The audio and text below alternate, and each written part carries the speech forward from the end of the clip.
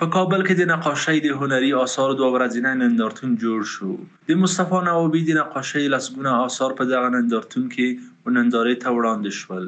کوشش دا دی چې ولایت هم دغه لړۍ ورسیږي.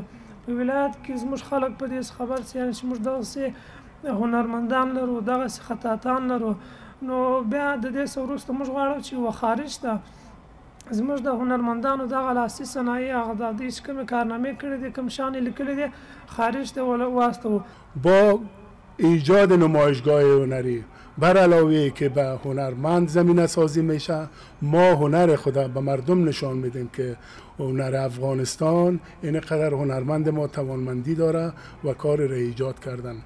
په وروستیو 2 کلونو کې د کتابونو او هنري آثارو دا ډول ډېر نندارتونونه جوړ شوي.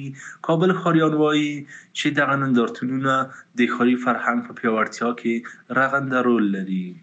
بسیار مفید است که به جوانان که باید جوانان را تشویق کنند به هنر رو بیارن، که باید تشویق شوند که به هنر فرهنگی خود به تاریخ فرهنگ و هنر ډېر ښایسته یعنې په دا نقاشیانو کې تاریخي ځایونه، منظرې او همدارنګه د کابل ښار کوڅې بازارونه دا ټوله دوی په ښایسته شکل باندې دوی نقاشي کړي دي.